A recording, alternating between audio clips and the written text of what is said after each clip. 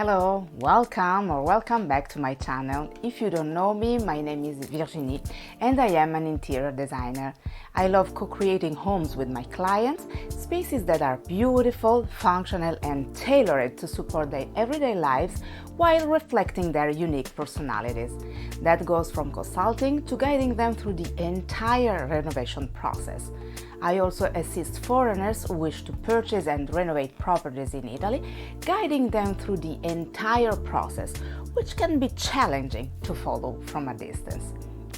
In this channel, I will discuss home and renovation, providing tips and ideas to help you create the house of your dream, a place you can't wait to return to, and where you can find and be yourself. Remember that these are general suggestions. They can't replace the personalized advice tailored specifically to you, so only take what indeed resonates with you and let go of the rest. I've already mentioned how important it is to create a mood board when refreshing your home. It's just as important to create one during a renovation, so you can have a clear overall vision from materials and finishes all the way to decorative details. Today I'd like to dive deeper into this and show you how to create the perfect mood board for your spaces. But before we dive in, if you love everything about home and renovation, make sure to subscribe to my channel for more tips and inspiration. And don't forget to hit the like button, it really helps the channel and means a lot to me.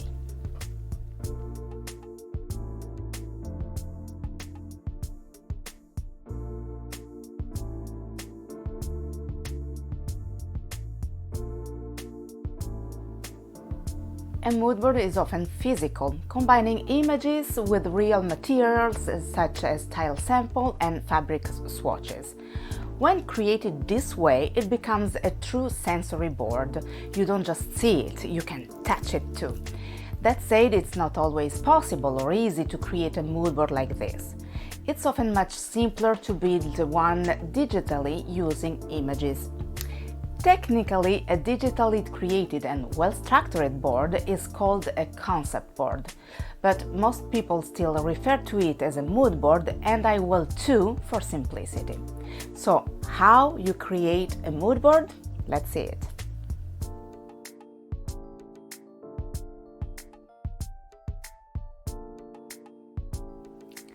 I believe most people already have this app, and it's truly an endless source of inspiration.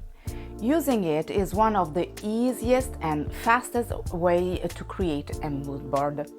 Create a mood for each room in your home and start collecting images or furniture, accessories, and color you'd love to use.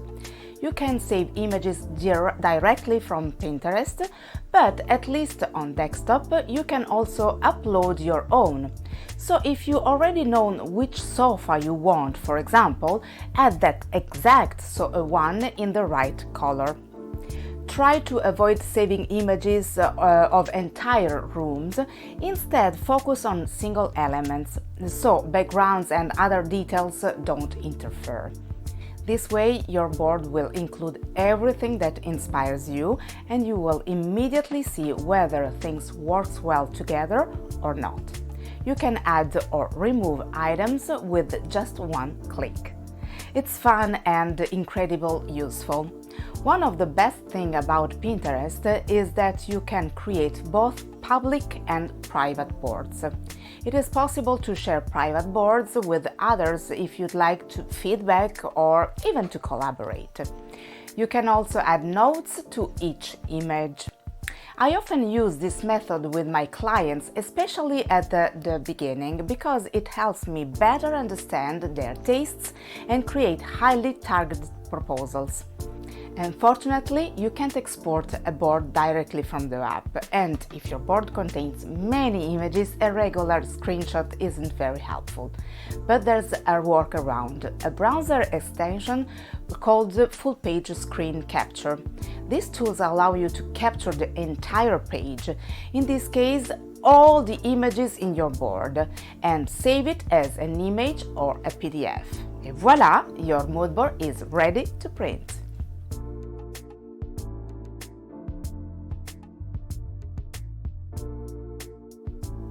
Canva is an online tool similar to PowerPoint, with the added advantage that you can customize the file size from the start.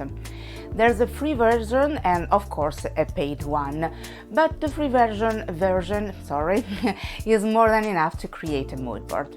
In both cases, start by collecting all the images you love into a folder on your computer.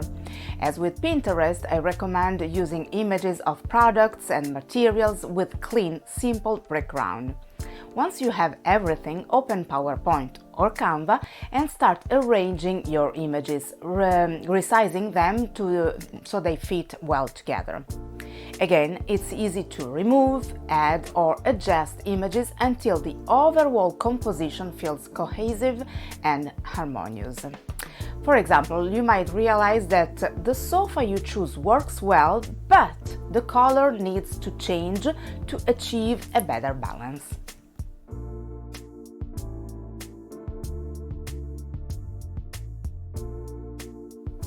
These are both Adobe programs and extremely versatile tools. Just like in Canva, you can choose your canvas size and easily set it up for printing. With these programs, you can really get creative, playing with layouts, backgrounds and image sizes. Thanks to guides, you can also align everything perfectly, a small detail that makes a big visual difference. They are not difficult to use, but if you are not familiar with them, they can take some time to learn.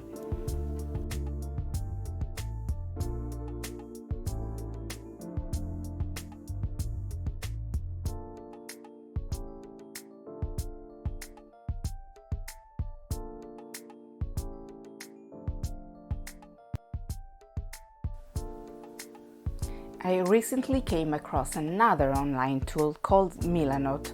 It's not designed just for mood board, but for interior design projects more broadly. I haven't explored it fully yet, so I'm just mentioning it, just in case you're curious, but I'll definitely look into more in the future. As you can see, there are many ways to create a mood board. The key is to use it correctly. The images you choose should reflect you, your personality and your lifestyle. Once your mood board is ready, take a moment and ask yourself, do I like what I see? Does it truly represent me? Can I improve it?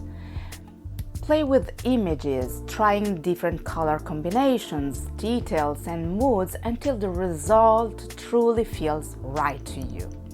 The goal is to create a space that reflects who you are, one you will genuinely love.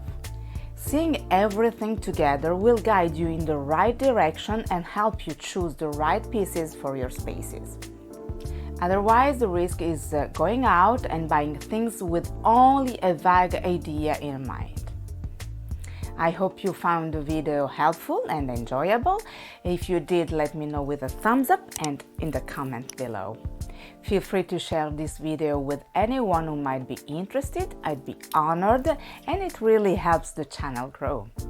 If your home, or even just a part of it, doesn't feel like it truly reflects you, don't wait any longer. Book your consultancy today. You can find all the details to get in touch with me in the description box below. And if you haven't already, remember also to subscribe and turn on the notification bell so you won't miss any of the upcoming videos. Thanks for watching. See you soon. Bye.